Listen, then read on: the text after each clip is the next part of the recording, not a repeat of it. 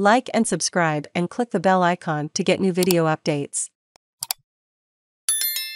Descendants of William Barak buy two of his works at New York auction. Descendants of prominent Wurundjeri artist William Barak have bought two of his culturally significant artworks at auction in New York, after a crowdfunding campaign and a last-minute intervention by the Victorian government.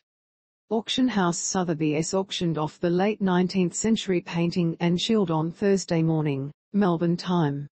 Both were believed to have been given to a Swiss family who had a strong friendship with William Barak and owned vineyards on Kulin Country, in what is now the Yarra Valley, in 1897. The painting sold for more than $530,000 and the parrying shield sold for more than $74,000. The Wurundjeri Woi Wurrung Cultural Heritage Corporation set up a crowdfunding page to buy the artworks, and had a bidder in the room in New York. The group raised $117,627 through the page, and the Victorian government contributed $500,000 after a meeting late on Wednesday. There were also contributions from the City of Melbourne and Melbourne Airport. Wurundjeri elder Ron Jones, a descendant of William Barak, said he was watching the auction with tears in his eyes. "I feel pumped, I tell you," he told the ABC's 7.30 program. "We brought an ancestor's relic back to Australia where it belongs, and Uncle William Barak, what a tremendous man he was." He said the artworks would go on display, and that he hoped all Victorians would get to see them. "If people follow our history, it is a great learning tool to show that we didn't have a written history, so Uncle William's paintings were depicting our culture and our history, through drawings. If people know how to read William Barak's paintings, he is telling the story of Wurundjeri people, not just Wurundjeri but all the people living on Coranderrk." He said it was disappointing to see the artworks listed on the auction site. "That was given as a gift to that family group. Now if they no longer want to keep it in their possession, hand it back to those people, to that country," he said. William Barak was influential in the establishment of the Aboriginal farming community known as Coranderrk, in the colony of Victoria. Barak watched his father and uncles negotiate with the white settlers, and he witnessed the signing of John Batman's treaty for the land that became the cities of Melbourne and Geelong. Victoria's Minister for Creative Arts Danny Pearson said there would now be discussions with elders about how best to store and present the two works.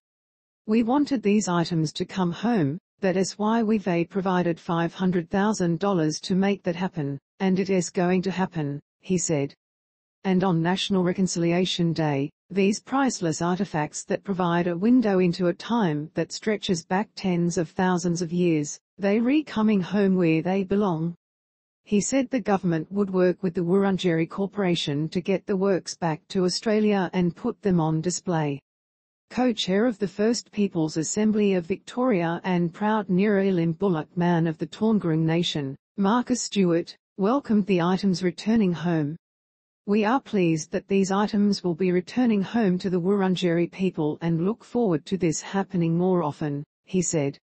"Repatriation of culturally significant items is important to our people, and it goes hand in hand with truth-telling and treaty. With these items finally returning to country, we are reminded that we need a permanent keeping place, such as that proposed by the Wurundjeri and the City of Melbourne."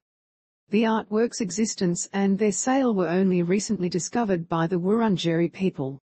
According to the Sotheby's catalogue, Jules de Pury returned home to Switzerland with the artworks.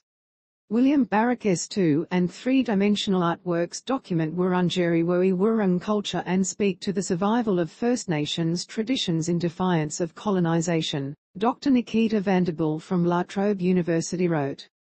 The de Pury family still owns and runs the Yeringberg winery and vineyard in Coldstream, in the Yarra Valley. Sandra de Pury said the Coldstream branch of the de Pury family donated all the William Barak works they had to the Yarra Ranges Regional Museum years ago. "We believe these artworks should come back to Australia because it is important, and we've been doing what we can to support it," she told the ABC. The Wurundjeri have not been in contact with the Swiss part of the de Pury family.